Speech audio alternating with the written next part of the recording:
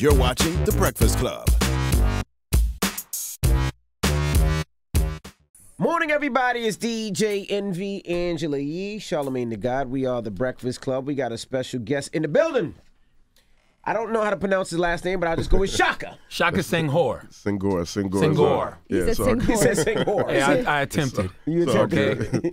It's all good. Welcome, brother. Thank y'all for having me. No, thanks you for got a joining show us. coming on OWN called Released. Yes, sir. It's like a Docuseries, Docuseries, eight-part docuseries.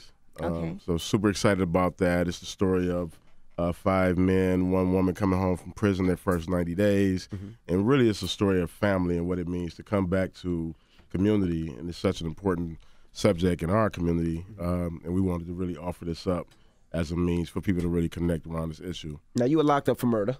Second-degree homicide. Second degree. Yikes. What happened? So I got into a drug-related conflict July 1991. That conflict escalated relatively quickly, and I shot and tragically caused a man's death and was sentenced to 17 to 40 years in prison. I ended up serving 19, 7 of that in solitary confinement. Was it self-defense or just? It wasn't self-defense. It was a conflict that escalated. But one of the things that I talk about through my work is how we're impacted by PTSD. Like, I got shot like 16 months prior to that. And when I got shot, I was 17, got shot, processed through the hospital, no treatment after being shot. And basically what I did, I started carrying the gun, and I started making up in my mind that if I got into a conflict, I'm going to shoot first. I would shoot first. Because you was paranoid, you didn't ever want to feel that feeling of Definitely. being shot up again, you don't want to die. Definitely. And, it's tragic all around, and even as I'm expressing that, I don't use that as an excuse because at the end of the day, I made that decision. Right. And I did the time that came with that. And, one of the things I always tell young people, don't let a 30-second decision produce a life sentence, so. Yes, don't let temporary emotions lead to permanent outcomes. Yeah. Without a doubt. Now, of course, redemption is one topic that you discuss frequently. And you discuss going to jail and knowing that you did something wrong, you served your time for it, but then what happens when you're in jail to prepare you for when you get out of jail? Well, the reality is our system isn't set up to prepare you for life after prison. And fortunately, I met some incredible mentors. These are men who are currently serving life sentences. Some of them have died in prison. Some of them are going on 40 years in prison at this point. And they saw something that was redeemable in me, and they introduced me to literature. And that's how I started writing and really getting into the space of understanding, like, how I made the decision. Like, I was an honor roll kid. I had all the potential in the world, ended up on the wrong path. And they saw that, and so they did what was necessary to get me back on the right path. I just had this conversation with somebody yesterday about the corrections facility. I was saying that, they need to offer trades in the correctional facility. People who don't have a diploma or degree should be allowed to get their diploma, or at least an associate's degree while they're in jail. Something. I thought you could get an associate's degree. No, we used to could until they passed the crime bill. Once President Clinton, when he was in office, he passed the crime bill that took college out of prison.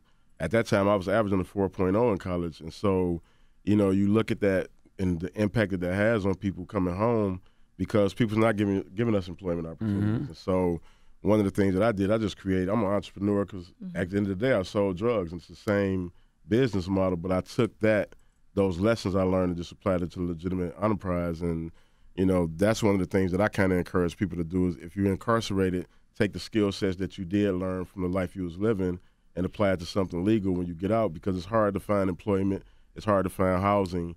And, you'll see this within the show. Like when people coming home, it's so important that they have a support system in place to actually help them with that transition. Did you get a lot of backlash from some of the things that you're doing now because you did commit murder, and so now you're coming out, you're on OWN, you did the interview with Oprah. Do you get backlash from people saying, that's not fair, it's not right, he should be this, he should be that? No, I mean, in anything you do, you're always going to get your fair share of backlash. But for the most part, I've been very transparent about my experience, and my work speaks for itself. When I got out prior to, the Oprah interview, I knew I had a responsibility in the community, and so I immediately started mentoring, working with young men and women because, as an OG in the hood, and that's a term that goes through hood to hood. I knew that I had a responsibility to try to guide these kids down a different path than I took, and so. You get backlash here and there, but for the most part, it's been positive because my work speaks for itself. Now, you speak about PTSD after you got shot, but what about after you actually took a life?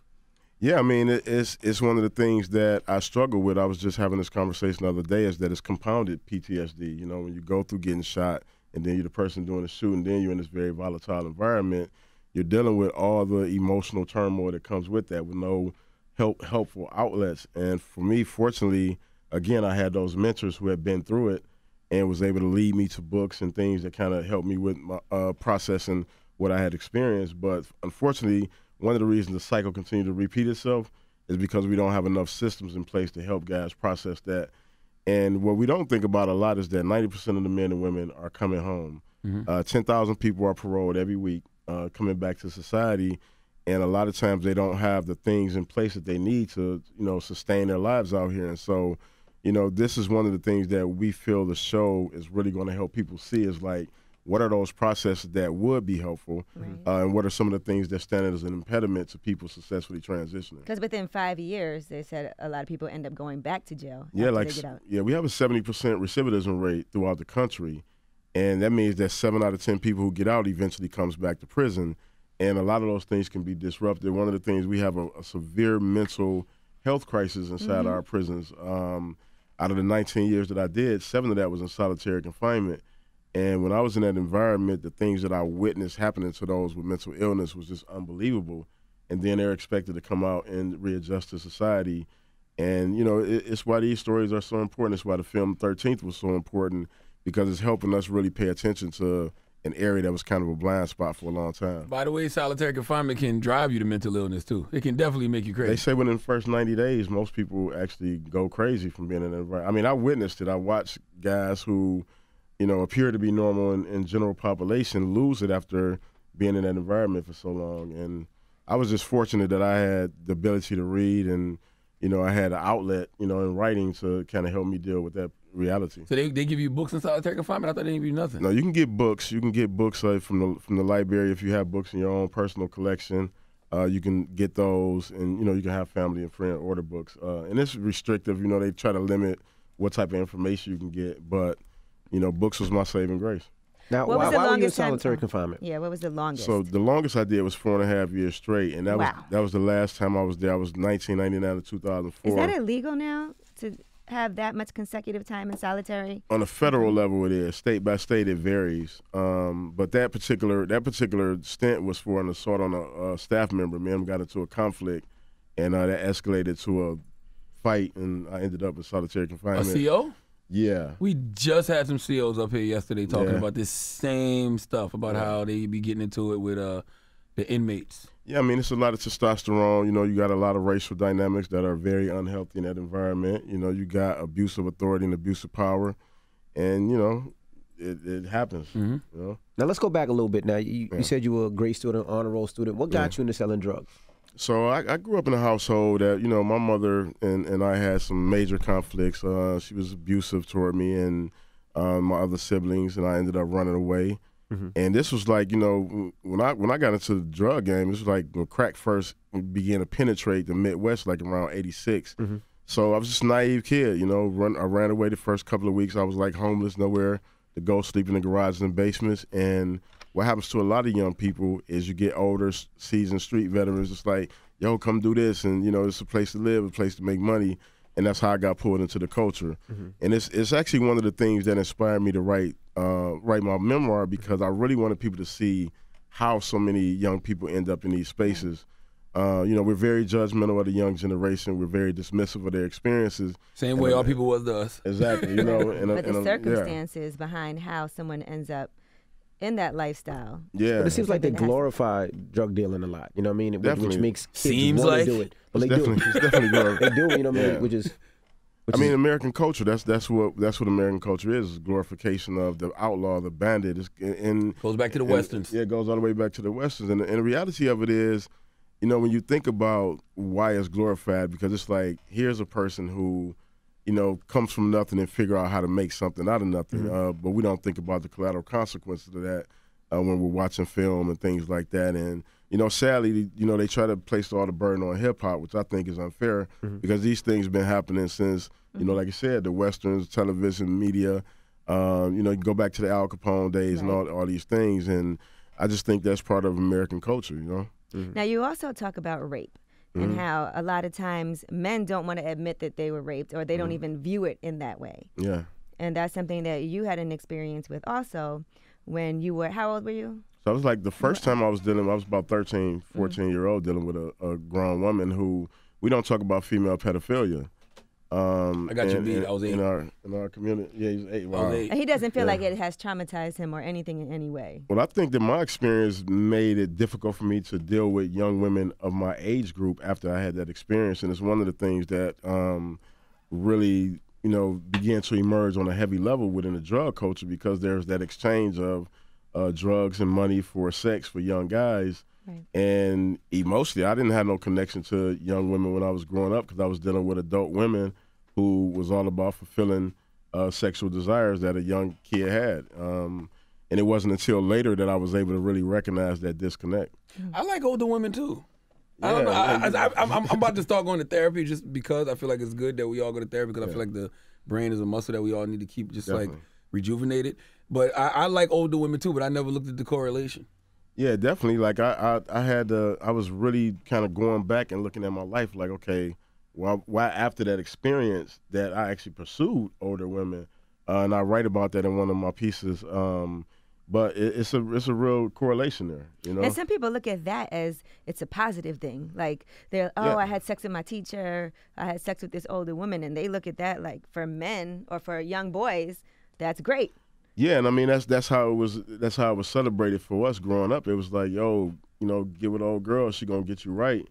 And when you that's real. I mean, it's real though, right? And then, but as a father of a young son, and as a mentor to these young men, and I see like the impact that has on their life, their emotional development, and we don't really think about that until you're in a position where you're like, what, would you want this to happen to your child?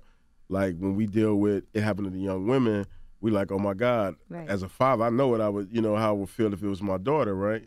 And I think that we have to feel the same way about our sons in terms of their emotional development and well-being, because what happens is that begins to impact your daughter, and our daughters, because there's not an emotional connection there.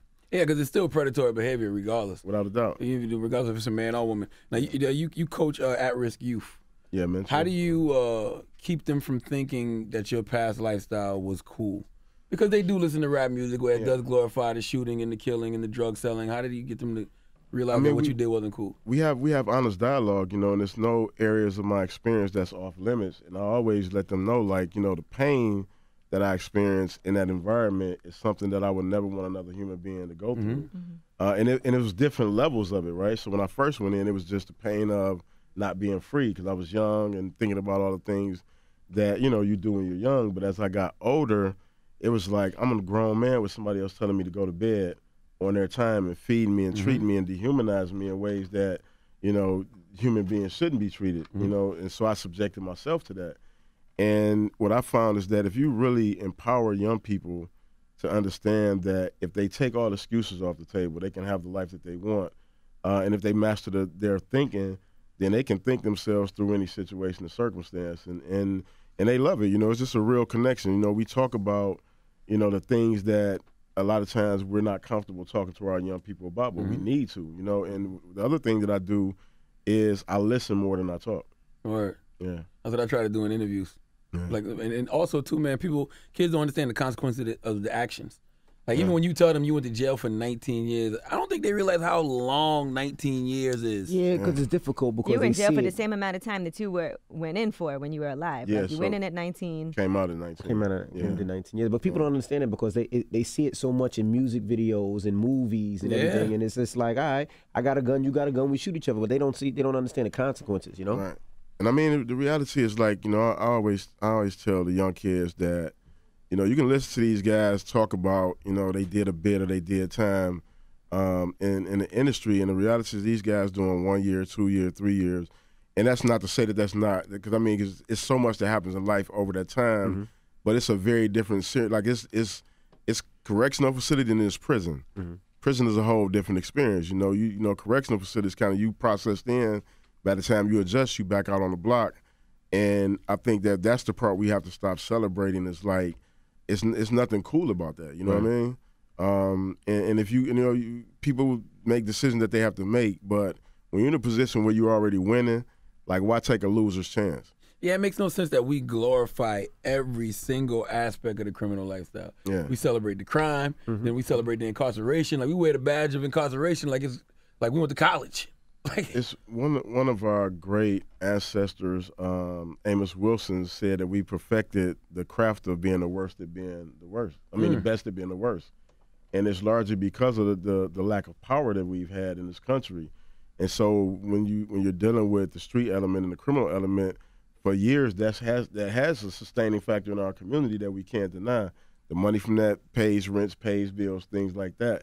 And so it's kind of like this duality there that we've had to deal with. But I just feel like we're in a different position now where we can no longer justify those actions when there's other alternatives. Now, you talked about everybody that, you were selling drugs with in your crew. Do you speak to any of them now? Did any of them hold you down while you were in jail, send you money or anything like that? No, none of them kept it 100, and that's another thing that I really talk to young people about is like, you rarely have genuine friendships in the street. I mean, two broken people can't fix anything in the reality. especially each other. Yeah, and so what happens is, as soon as you get locked up and cuffs go on, everybody bailing on you. It's very rare that you get somebody that sustains you. Fortunately, I had my father who held me down. He's an amazing guy. Came to every prison where I was at, no matter how far away. He was a sustaining force in my life. But, your family falls off. They may be in sporadically. Most friends just fall off and it's really left with you, And so those are the consequences, right. And you have to be real about it. So when I came home, I didn't come home with that anger and bitterness. Like, I knew what I wanted to do with my life. And so I've ran into old, people I hung with.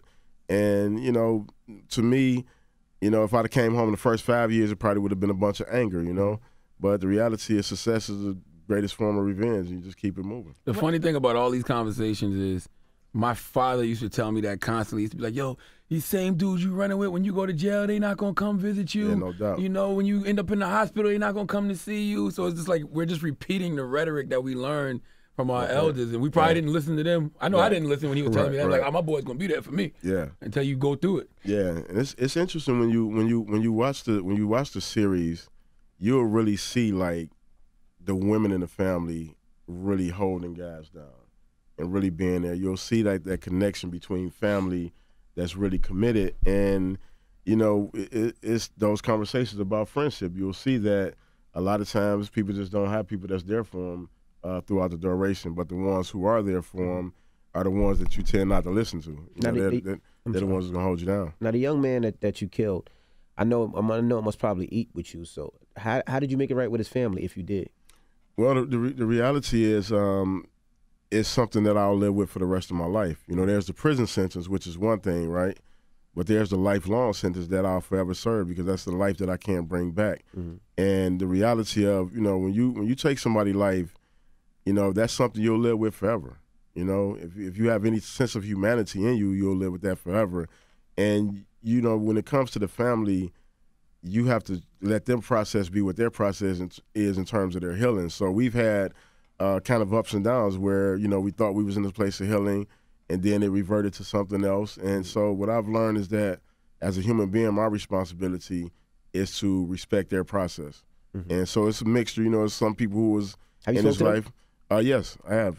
Spoke to his wife. And how old was he when he died? He was grown. He was an adult. He was 33, I want to say. He had kids? Yes, he had kids. He has 3 kids. Yeah. You feel any responsibility to them? Like, because I'm sure you're making money off your books and the TV show and stuff. Do you give them money? Or? No, I don't feel like my responsibility was to serve my sentence. Like that was what justice was. That was required of me. When you get sentenced, there is that option for them to say, serve your sentence in addition to your sentence. You owe this amount of money, restitution or whatever. And I took care of everything that I was responsible for as part of my sentence. Now, what about your son? Yeah. What was it like reconnecting with him after 19 years? I know you guys did keep in contact. And he did. You had a son at 19? How old was your son when you went in? He was born after I got arrested. Oh, so she was pregnant. So, yeah, she was pregnant. It's been very difficult. It's been probably one of the hardest parts. I have a son and a daughter. Mm-hmm. And it's been the hardest part of my life because when you lose that amount of time, it's almost impossible to reconnect in a way that's parental. Those are the bonding years. Yeah, most definitely. Yeah, and not just the bonding years, and that's one of the parts of the show that really you're gonna see that's like deep. You know, you're gonna see these families, and you'll see the collateral consequences of what it looked like when they went away for all these years, and then try to come back and connect with their kids, and their children have, you know, issues that they're dealing with, you know, as a result of their absent parent. And this is what makes this so important, such an important docuseries. And why OWN? Like this don't seem on brand for OWN. You don't see the OWN at all. Oprah connection? Yeah. No. Well, I mean, Oprah said that he was one of the best interviews she's ever had. You did Super Soul Sunday? Super Soul Sunday. Yeah. I missed that one when that came out. Yeah, it came out last March. Oh, I got to go back and listen to that. Yeah, I listen to the Super Soul podcast like religiously. Yeah, no, Oprah and I have an amazing connection. She's a phenomenal human being. And when we did the Super Soul episode, we just really connected, you know, and she made connections to, you know, when you asked about getting caught up in the streets, there's a part that she speaks about in our interview where she made that really connection between how a young person can end up in that space when they feel hopeless. But, you know, we connected around the issue, and it was transformative for her, you know, and I think largely because what I expressed to her is once I got out of solitary, like I ran a joint. I wasn't just like a model guy, you know, and I don't want to mislead people into thinking it was just like a, you know, here's a model guy that did some positive things, got out.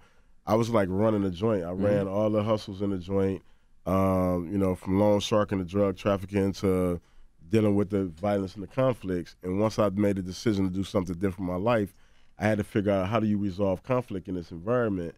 And one of the things was I realized that if you're in conflict with a person, if you can see the broken child in them, then you'll have empathy and compassion.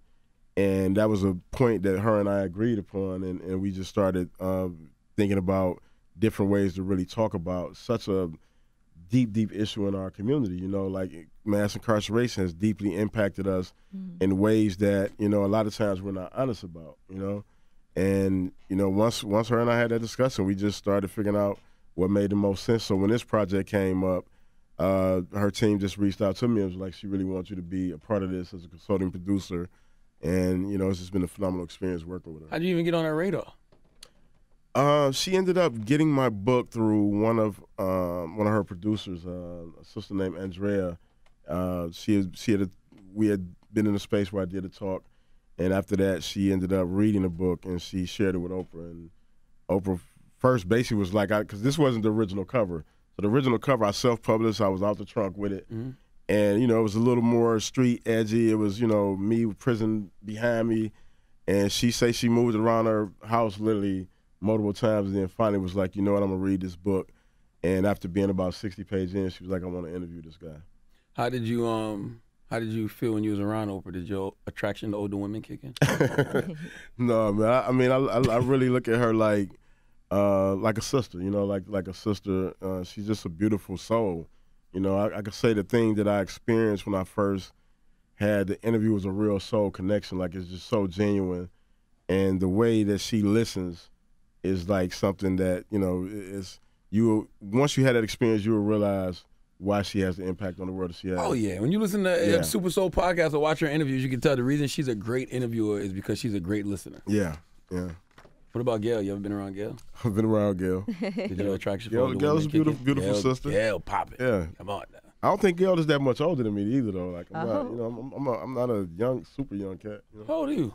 I'm 45. Yeah, Gail's in her 50s. Yeah. That jail preserved you, though. You look like you in your 20s. You just got a little salt and pepper beard. Appreciate you, bro. Like 30s. I appreciate that. No, Gail's a beautiful sister, though. Do you still keep in contact with anybody that you went to jail with? That was in jail with you, yeah. Yeah, I hold my guys down. Like, that's really important. It's an important part of my work. The work that I do is inspired by the men who raised me and mentored me. They call me. They shoot me these email letters through. I don't even want to plug the company, but they shoot me email letters. I'm in contact with their families. Their families reach out. So, you know, to me, I always tell people this is, you know, friendship doesn't end when you walk out of the joint. You know, these are my friends. I spent 2 decades with these guys. So, I have a responsibility to the ones who I developed those real connections with. My final question with you, man, I want to ask you about the tweet you put out about Ray Lewis's protest. His kneel. Because you used the word that I ain't never heard nobody use. I'm talking about not T.I., not Stephen A. Smith. You said, "Dear at Ray Lewis," I can't even pronounce this. It looked like a dinosaur. You're pusillanimous? Pusillanimous. What the hell is that? You're cowardly. Cowardly. Yeah. Okay. Yeah. You're what's it? Say cowardly, Solomon. Your cowardly gesture today during the Ravens game is insulting to the men and women of this country fighting against injustice. It is opportunistic of you to conveniently kneel on a day when you knew the national spotlight would be on the protest. Your self-serving criticism of Colin Kaepernick makes you one of many talking heads that can't be trusted, and it cuts off.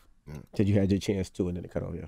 Yeah, the reality is when you're in front of these mics, you have a responsibility. I agree. And he's basically, dogged the brother out for taking a stance that's really important right now. Police brutality is real in our community. We know it's been happening before social media. The first time I was assaulted by police, I was like, 12, 13 years old.